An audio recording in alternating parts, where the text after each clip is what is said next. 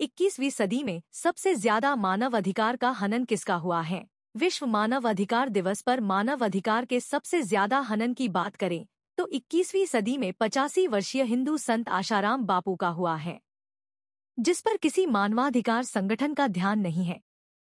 निर्दोष होने कई प्रमाण होते हुए भी उन्हें 11 साल से जेल में रखा गया है।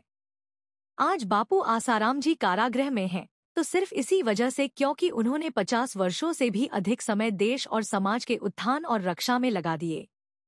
बापू आसाराम जी की वजह से भारत बार बार विदेशी षड्यंत्रों से बचा और कई देशवासियों की धर्म परिवर्तन से रक्षा हुई। कई विदेशी अंतर्राष्ट्रीय कंपनियों की दाल नहीं गली और भटकते हुए देशवासियों को सही दिशा मिली।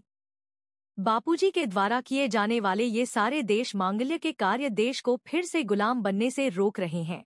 इसलिए राष्ट्र विरोधी ताकतों के इशारे पर कुछ स्वार्थी नेताओं ने बापू आसाराम जी के खिलाफ षड्यंत्र रच झूठे केस के जरिए उन्हें देश और समाज से दूर किया। डॉक्टर सुब्रमण्यम स्वामी ने ट्विटर पर लिखा था कि आसाराम जी बापू को जमानत से निरंतर न्यायिक इंकार करना 21वीं सदी में भारतीय न्याय की सबसे बड़ी निष्फलता है। आसाराम बापू का मामला फर्जी है। आज भी आधुनिकता की अंधी दौड़ में भारत में अगर स्थिरता बनी हुई है तो उसका सिर्फ एकमात्र कारण है वंदनीय साधु संतों की उपस्थिति, इनके लोकमांगल्य के कार्य और सांस्कृतिक आयोजन, जिनकी वजह से ही भारत में भारत की नींव, सनातन संस्कृति और परोपकार जीवित है। 21वीं सदी के हिंदू संत आसाराम जी बापू का नाम सुनते ही करोड़ों लोगों के चेहरे पर प्रसन्नता और आंखों में नमी आ जाती है। प्यार से देश विदेश के वासी इन्हें बापू कहते हैं। भारत के अस्तित्व को बचाने के लिए जितना कार्य इन्होंने किया है उतना शायद कोई सोच भी नहीं सकता। देश विदेश के लोगों को हिंदू धर्म से न सिर्फ अवगत कराया बल्कि इसकी महानता से भी ओतप्रोत किया और देश का नाम अंतर्राष्ट्रीय स्तर पर ऊंचा किया। प्राणी मात्र के हितैषी नाम से जाने जाने वाले बापू आसाराम जी का हृदय विशाल होने के साथ साथ देश के कल्याण और मंगल के लिए द्रवीभूत भी रहता है। जब बापू आसाराम जी ने देखा कि कई अत्याचारों से जूझ रहा भारत देश धीरे धीरे अप्रत्यक्ष रूप से फिर से गुलाम बनाया जा रहा है और देशवासियों को भ्रष्ट कर अपनी संस्कृति से, अपनी प्रगति से दूर किया जा रहा है, तब बापूजी ने ठाना कि देश से पतनकारक विदेशी सभ्यता को निकाल फेंकना होगा और फिर भारतवासियों को मिली सही राह।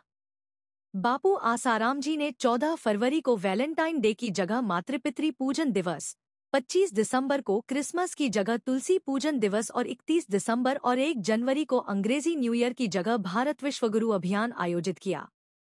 कई आदिवासी क्षेत्र जिन तक सरकार भी नहीं पहुंच पाती है, उन्हें समय समय पर सहारा दिया और धर्म परिवर्तन से बचाया। हिंदुओं के पर्व पर विदेशी असर न हो इसलिए होली में केमिकल्स के कलर नहीं, नैसर्गिक रंग पलाश के रंग से वैदिक होली और दिवाली पर प्रदूषण न हो इसीलिए अपने घर के साथ सभी स्थानों पर दीपदान के महत्व को बताया।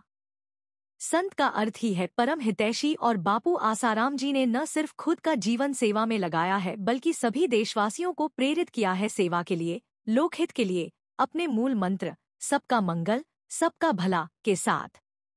14 फरवरी को वैलेंटाइंस डे मनाकर जहां देश की युवा पीढ़ी अपना संयम और सदाचार खो रही थी और दुर्बल बन रही थी, अब वही युवा मना रहे हैं सच्चा और पवित्र प्रेम दिवस अपने माता पिता के साथ, मातृपितृ पूजन दिवस के रूप में।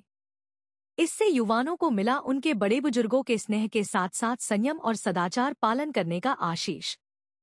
साथ ही आधुनिकता की आड़ में बिखर रहे परिवार के लोगों को मिला एक दूसरे का साथ।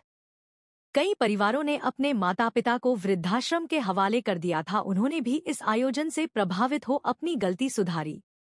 युवाओं का संयम और परिवार का साथ देश के लिए बहुत जरूरी है, ये बात सिर्फ बापू आसाराम जी ने आगे लाई।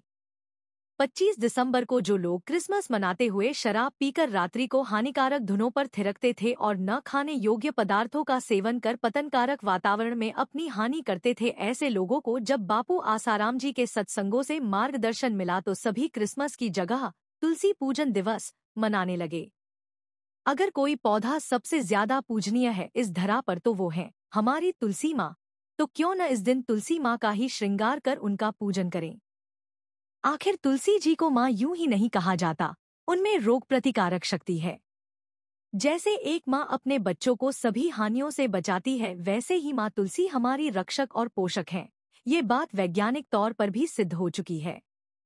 इस दिन बापू आसाराम जी के कारण विश्व को मिला एक और उन्नतिकारक पर्व। भारत का स्वर्णिम इतिहास था उसका विश्वगुरु होना। हम सभी ने भारत देश का इतिहास पढ़ा है और भारत माता की महिमा की गाथाएं सुनी हुई हैं। इतिहास के पन्नों में भारत को विश्व गुरु यानी कि विश्व को पढ़ाने वाला अथवा पूरी दुनिया का शिक्षक कहा जाता था, क्योंकि भारत देश के ऋषि मुनि, संत आदि ज्ञानीजन और उनका विज्ञान तथा अर्थव्यवस्था, राजनीति और यहाँ के लोगों का ज्ञान इतना समृद्ध था कि पूरब से लेकर पश्चिम तक सभी देश भारत के कायल थे। अब बापू आसाराम जी की दूरदृष्टि के कारण और उनके अद्भुत अद्वितीय अभियान के कारण भारत वास्तव में भीतर से बाहर तक विश्वगुरु बनकर रहेगा। दोस्तों, इस विषय पर आपका क्या राय है कमेंट बॉक्स में जरूर बताएं। वीडियो पसंद आए तो लाइक करें। आज के लिए बस इतना ही, फिर मिलेंगे अगले वीडियो में। दोस्तों धन्यवाद।